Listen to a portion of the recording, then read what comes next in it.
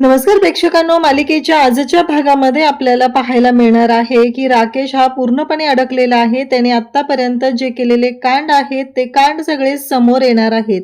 नक्की राकेशने काय काय गोंधळ घातलेला आहे, त्यामुळे त्याने ज्या गोष्टी केलेल्या आहेत त्या सगळ्या गोष्टी समोर येणार आहेत आणि या सगळ्यामध्ये राकेशचा भांडाफोड होणार आहे. कारण राकेशने इकडे डॉक्टरांच्या सोबत ऑर्गन ट्रॅफिकिंग केलेलं आहे, बऱ्याच गोष्टी केलेल्या आहेत आणि आता त्या डॉक्टरने 5 कोटीची मागणी करत राकेशला चांगलंच अडकवलेलं आहे. हे सगळं कशा पद्धतीने होणार आहे ते आपण पाहणार आहोत, कारण राकेशला त्या डॉक्टर सोबत बोलताना ईश्वरीने पाहिलेलं आहे. तर इकडे उद्याच्या भागात जेव्हा ईश्वरी अर्णवला सांगत असते की अर्णव सर, मला महत्वाच्या विषयावरती तुमच्याशी बोलायचं आहे, त्या राकेशच्या बद्दल मला संशयास्पद वाटत आहे. काल रात्री जेव्हा आपल्या लग्नाबद्दल बोलणं चाललेलं होतं तेव्हा त्याला कसं समजलं आपलं लग्न कशा पद्धतीने झालेलं आहे, कारण त्याला तर त्याच्याबद्दल काहीच माहिती नव्हतं. मग त्याला कोणी सांगितलं, त्याच्यापर्यंत ह्या गोष्टी कशा आल्या, हे सगळं ईश्वरी अर्णवला विचारत असते. नक्की त्याचा काहीतरी वेगळा गोंधळ सुरू आहे असं ईश्वरी अर्णवला सांगत आहे.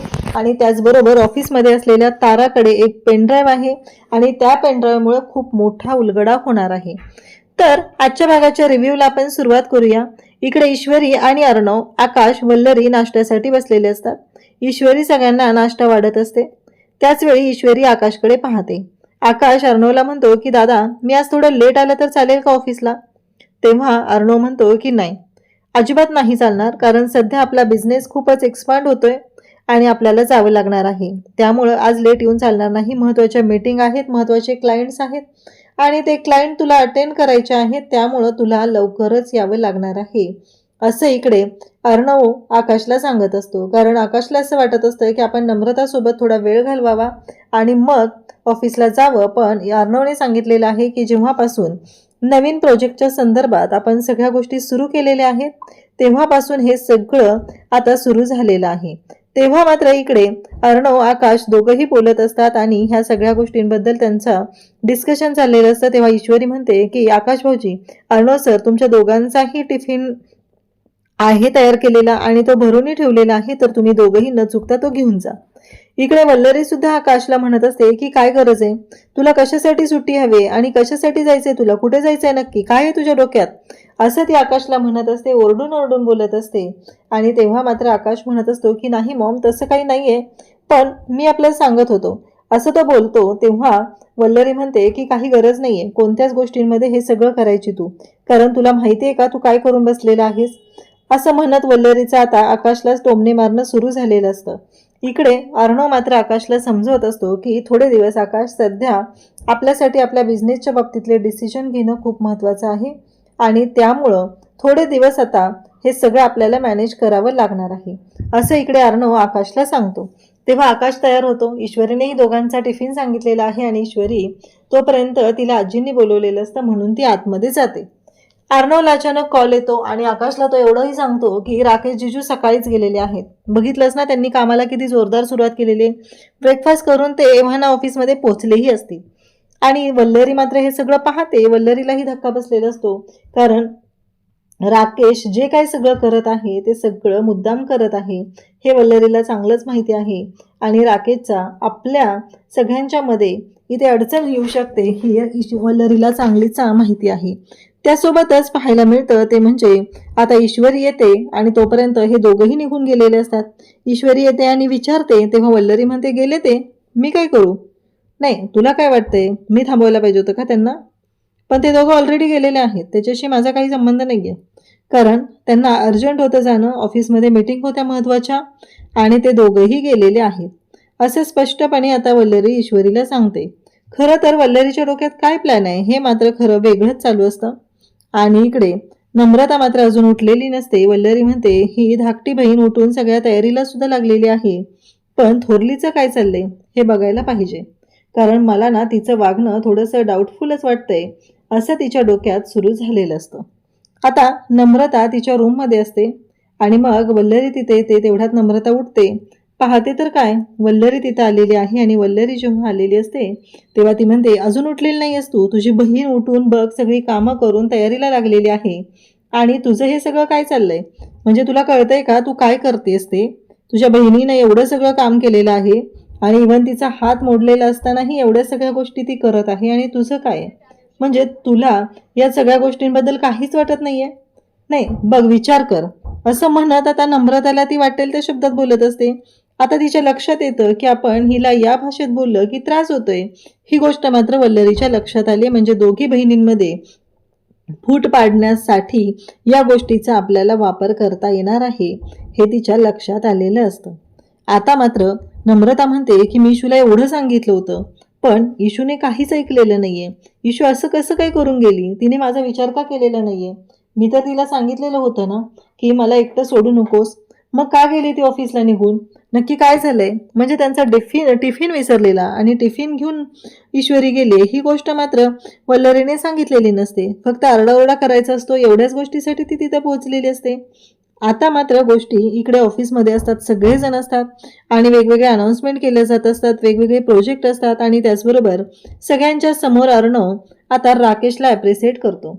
कारण राकेशला तो सांगतो की खरंच बँगलोरचं डील जे आहे तुम्ही ज्या पद्धतीने मिळवलेलं आहे त्यामुळं खरंच गोष्टी छान झालेल्या आहेत, असं म्हणत तो राकेशचं कौतुक करतो आणि सगळ्या स्टाफच्या समोर सांगतो की आजपासून मी एक डिसिजन घेतलेला आहे. आपल्या बोर्ड ऑफ डिरेक्टरच्या टीममध्ये राजेश भोसले असणार आहेत. आता सगळ्यांना कौतुक वाटू लागतं. राकेशने जे काही काम केलेलं आहे त्याचं ॲप्रिसिएशन त्याला मिळालेलं आहे.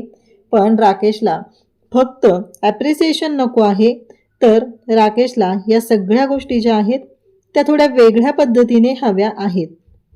इकडे राकेशच्या डोक्यात एक वेगळा प्लॅन सुरू आहे आणि त्यामध्ये त्याला यश मिळवायचं आहे. काहीही झालं तरीही राकेश ज्या पद्धतीने या सगळ्या गोष्टी हँडल करत असतो, हे सगळं करत असतो, त्यावरून तर हेच स्पष्ट होत असतं की राकेशला ऑब्वियसली सात्विक फॅशन हे हवा आहे आणि त्यासाठी हा सगळा चाललेला त्याचा डाव आहे. तर इकडे आपल्याला पाहायला मिळतं की जेव्हा हे सगळं घडत असतं तेव्हा राकेश खुश झालेला असतो, पण तेवढ्यात सगळा स्टाफ त्याला तिथे कॉंग्रॅच्युलेट करत आहे आणि तेवढ्यात तारासुद्धा येते आणि तिथे राकेशला हक करायला जाते. तेव्हा राकेश तिला बाजूला सारतो, कारण सगळेजण तिथं आहेत आणि ताराने या गोष्टीचं भान ठेवलं पाहिजे असं राकेशला वाटतं.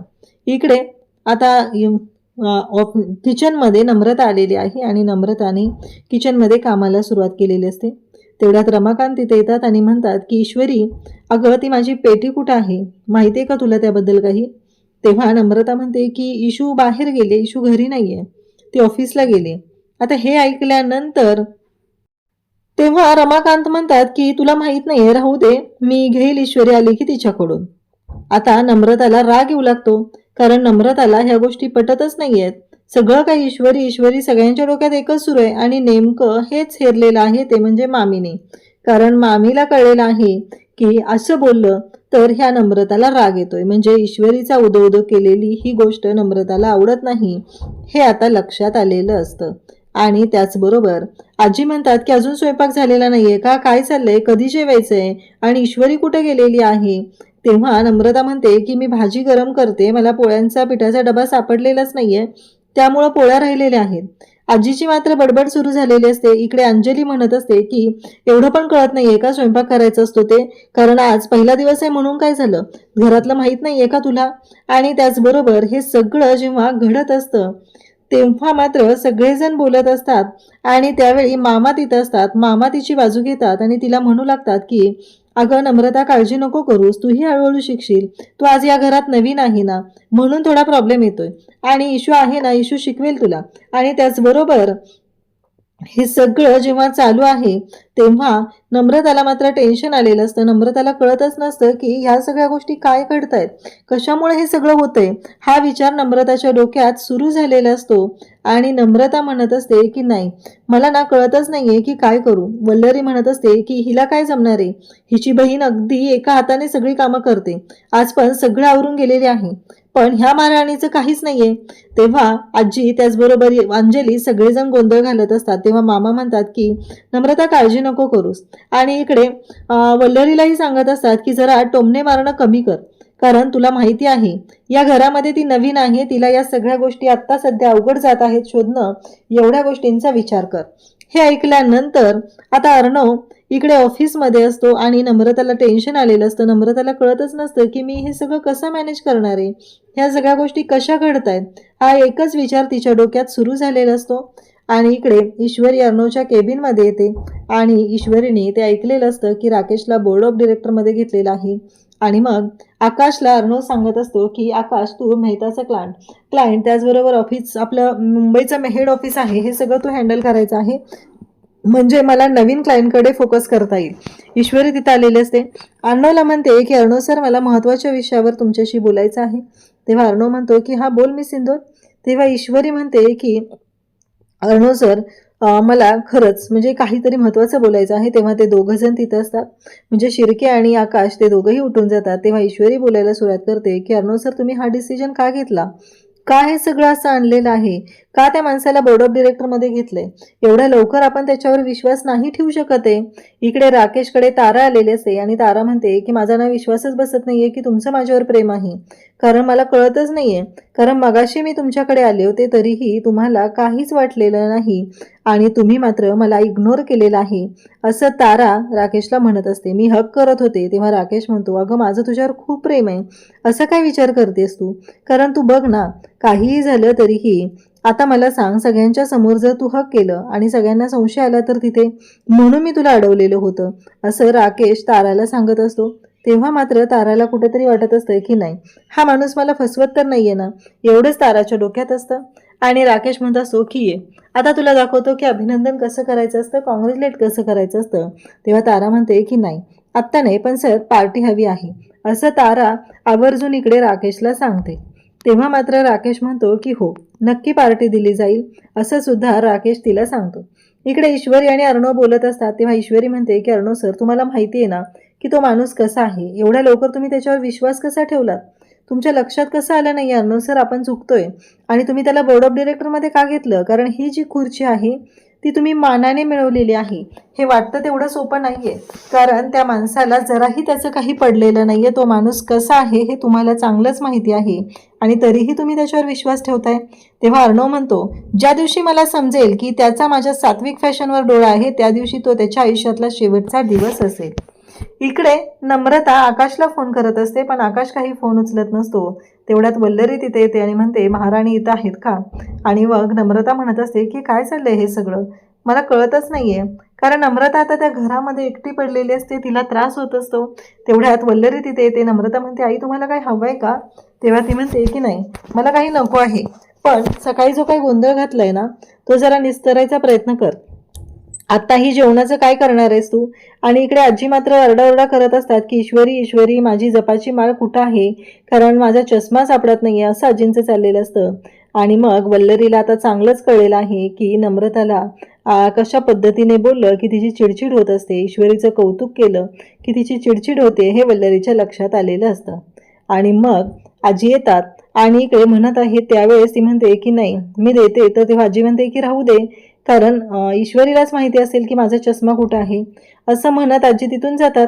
मग वल्लरी मात्र इकडे म्हणत असते की बघितलं ना, या घरामध्ये प्रत्येकाला ईश्वरीची गरज आहे आणि ती या घरची मोठी सून आहे.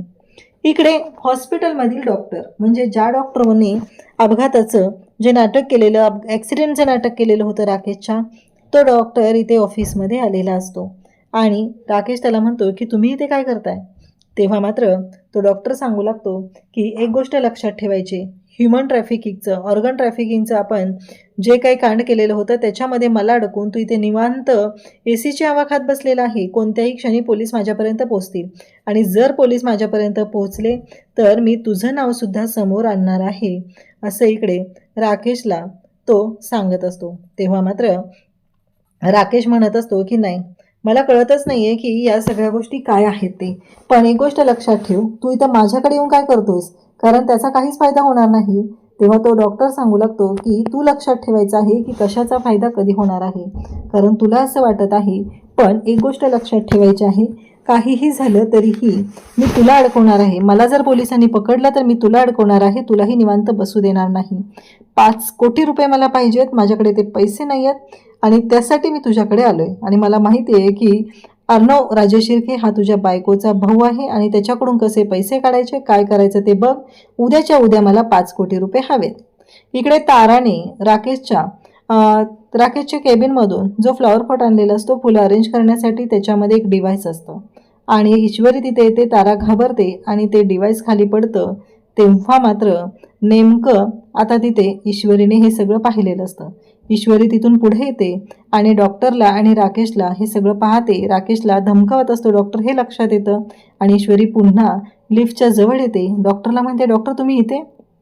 डॉक्टर सांगू लागतो की राजेश भोसले यांचं चेकअप होतं ना, रुटीन चेकअप, त्यासाठी आलेलो आहे.